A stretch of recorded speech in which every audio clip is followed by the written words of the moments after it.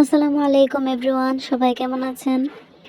Sana's kitchen and blog channel থেকে আমি আয়েশা সিদ্দিকা নতুন একটা ভিডিও দেখার জন্য সবাইকে স্বাগত জানাচ্ছি। আশা করছি যে যেখান থেকে আমার আজকের ব্লগটি দেখছেন সবাই খুব ভালো আছেন, সুস্থ আছেন এবং নিরাপদে আছেন। আমরা আলহামদুলিল্লাহ আল্লাহ তাআলার অশেষ রহমতে অনেক ভালো আছি। ভিডিও শুরুতেই বলে নিচ্ছি, আমার আশপাশ থেকে এক্সট্রা সাউন্ড আসতে পারে, প্লিজ সবাই ক্ষমা সুন্দর দৃষ্টিতে দেখবেন। কারণ বাইরে আসলে এক এক জায়গায় এক এক ধরনের কাজ চলছে, যার জন্য একটার পর একটা আওয়াজ আসতেই থাকে। তো যাই হোক, কিছু করার নেই। আর আজকের এই ভিডিওটা আমি গতকালকে দিতে চেয়েছিলাম, কিন্তু গতকাল যেহেতু শবে বরাতের রাত ছিল, তো দিনের বেলায় আমার অনেক কাজ ছিল, অনেক কাজের চাপ ছিল, ঘরটর গোছানো, তারপর হচ্ছে বেশ কিছু ক্লিনিংয়ের কাজ করেছি, তারপর ঘর মোছা, সব কিছু মিলিয়ে আমি আসলে ভয়েস দেওয়ার টাইমটা পাইনি, যার জন্য গতকালকে আর ভিডিও দেওয়া হয়নি। তো যাই হোক, এখানে আমি হচ্ছে প্যানকেক বানাচ্ছি। আমার ছেলে বেশ কিছুদিন থেকে প্যানকেক খেতে চাচ্ছে। আমি এর আগে যতবার কেক বা প্যানকেক বানিয়েছি সবসময় আটা দিয়ে বানিয়েছি, ময়দা দিয়ে বানানো হয়নি। তো আর এখন যেহেতু লাল আটাটা খাওয়া হচ্ছে, তো আমার কাছে মনে হয় সাদা আটার থেকে লাল আটাটা একটু বেশি ঝরঝরা টাইপের হয়। তো সেজন্য ভাবছিলাম যদি না হয়, কখনো বানাইনি তো লাল আটা দিয়ে। তো তারপর হচ্ছে আমি আমার বড় বোনকে ফোন দিলাম। আমার আপু হচ্ছে অনেক দিন থেকেই লাল আটাটা খায়, অনেক আগে থেকেই। তো এই সম্পর্কে ওর অভিজ্ঞতাটা বেশি, সেজন্য আমি আপুকে ফোন দিয়ে জিজ্ঞেস করেছিলাম যে আপু প্যানকেক বানানো যাবে কিনা লাল আটা দিয়ে। তো আপু বললো কোনো সমস্যা নেই, বানানো যাবে, বানাও। তো এজন্য আমি হচ্ছে এখন বানাচ্ছি। আর প্রত্যেকটা প্যানকেক এত সুন্দর পারফেক্ট হচ্ছিল। আর আমি হচ্ছে ব্যাটারটা রেডি করে তারপর হচ্ছে সাথে সাথে বানিয়ে নিচ্ছি। আমি এখানে 2টা ডিম আর 1.5 কাপ দুধ দিয়ে বানাচ্ছি প্যানকেকটা। আর দুধটা হচ্ছে আমি গুঁড়া দুধ কুসুম গরম পানিতে গুলে তারপর হচ্ছে নিয়েছি। আমার ছেলে ইদানিং বাটার বান খেতে পছন্দ করছে বেশি। মাদ্রাসায় গিয়ে ও হচ্ছে টিফিন খাওয়ানোর পর প্রতিদিন একটা করে বাটার বান খায়। তো এই জন্য আজকে ভাবলাম যে প্যানকেকটা একটু ক্রিম দিয়ে সার্ভ করি। আর ক্রিমটা তো আমার বাসায় আগে থেকে ছিল, আমি ডিপে সংরক্ষণ করেছি 2 প্যাকেট ক্রিম। তো প্যানকেক বানানোর পর আমি হচ্ছে 2টা করে একসাথে করে মাঝখানে আর কি ক্রিমটা দিয়ে দিয়েছি। আর আমি ক্রিমটা রেডি করেছি ডাল ঘোটার যে ঘুটনি থাকে ওটা দিয়ে, কারণ আমার বাসায় হচ্ছে ইলেকট্রিক বিটার নেই, আমার ইলেকট্রিক বিটারটা কেনা হয়নি। আর ডাল ঘুটনি দিয়ে একটু সময়টা বেশি লেগেছে, কিন্তু খুব সুন্দরভাবে বিট করা হয়েছে। আর সন্ধ্যার নাস্তায় আজকে আমরা সবাই প্যানকেক খেয়েছি। অনেকগুলো প্যানকেক হয়েছিল, সবগুলো খেতে পারিনি। বেশ কিছু রয়ে গিয়েছিল, সেগুলো আবার পরের দিন খাওয়া হয়েছে, আমার ছেলের জন্য টিফিনেও নিয়েছি। আর তারপর আমার হাজবেন্ড একটু বাইরে গিয়েছিলেন, টুকটাক বাজার করে নিয়ে এসেছেন।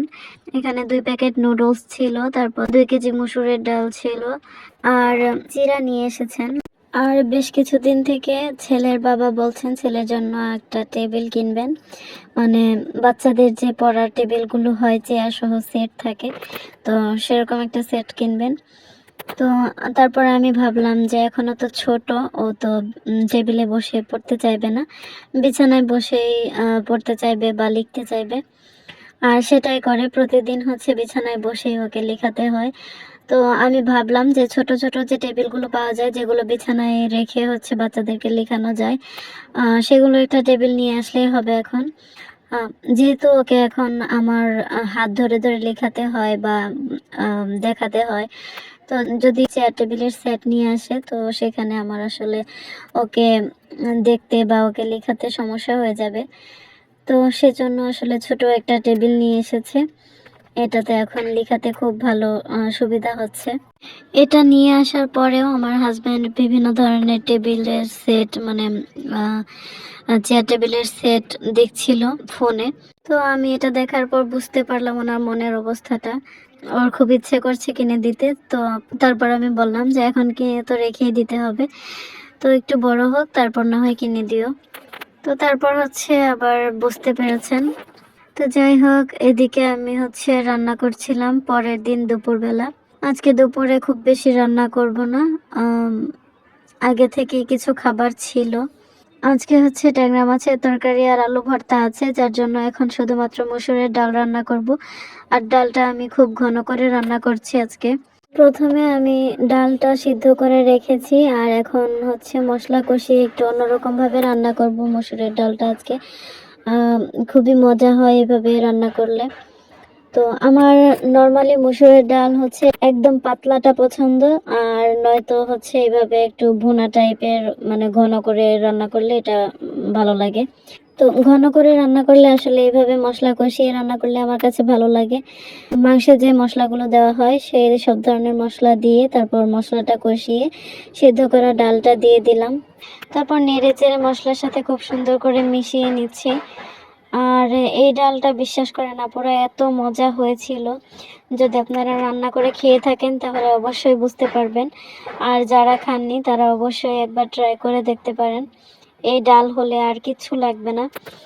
ভিডিওর এই পর্যায়ে ছোট্ট একটা রিকোয়েস্ট করছি, আমার অনেক প্রিয় আপুরা এবং ভাইয়ারা আমার ভিডিও দেখেন কিন্তু লাইক দিতে ভুলে যান আর কমেন্টও করেন না। যদি ভালো লাগে তাহলে আপনাদের কাছে আমার রিকোয়েস্ট থাকবে অবশ্যই আমার ভিডিওতে একটা লাইক দিয়ে দিবেন। আপনার একটি লাইক আমার ভিডিওটাকে আরও বেশ কয়েকজনের কাছে পৌঁছাতে সাহায্য করবে। আর আপনার ছোট্ট একটা সুন্দর কমেন্টের মাধ্যমে আমি পরবর্তী দিনের ভিডিও বানাতে উৎসাহ পাই। তো প্লিজ অবশ্যই ছোট হলেও সুন্দর একটা কমেন্ট করে যাবেন। আর আজকের ভিডিওটা আমি তুলনামূলক অনেক বড় করে ফেলেছি। আশা করছি ধৈর্য সহকারে সবাই পুরো ভিডিওটা না টেনে দেখবেন, আর আপনাদের কাছে ভালো লাগবে ইনশাল্লাহ। যদি ভালো লাগে তাহলে এই ধরনের ভিডিও আরও দেখতে চাইলে আমার চ্যানেলটাকে সাবস্ক্রাইব করে পাশে থাকা বেল বাটনে ক্লিক করে অল অপশনটি সিলেক্ট করে রাখবেন। আর শুরু থেকে এ পর্যন্ত যারা আমাকে সাপোর্ট করে এসেছেন তাদেরকে আমি মনের গভীর থেকে জানাই অসংখ্য ধন্যবাদ। তো ডাল রান্না করার পর হচ্ছে আমি বেশ কিছু কাজ করেছি আর বাচ্চাদেরকে গোসল টোসল করিয়েছি। তো তারপর হচ্ছে এই যে গরুর মাংস নিয়ে আসা হয়েছে এখানে।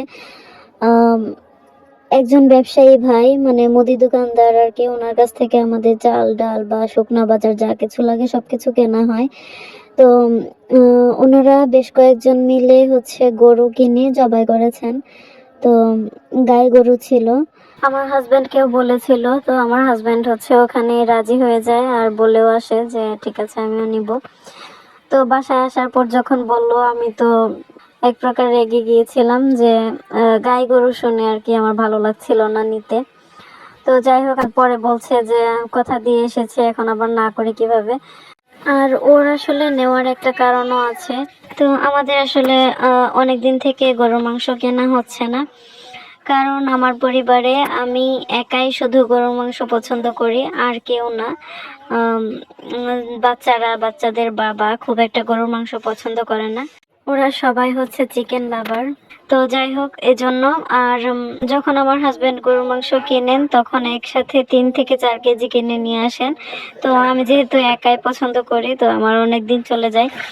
এখন আসলে অনেকদিন থেকে কেনা হচ্ছে না। বেশ কিছুদিন কিছু নিউজ বের হয়েছিল যে অসুস্থ রোগা গরু আর কি জবাই করে বিক্রি করে দিচ্ছে মাংস, যার জন্য অনেক মানুষ অসুস্থ হয়ে পড়ছে গরুর মাংস খেয়ে।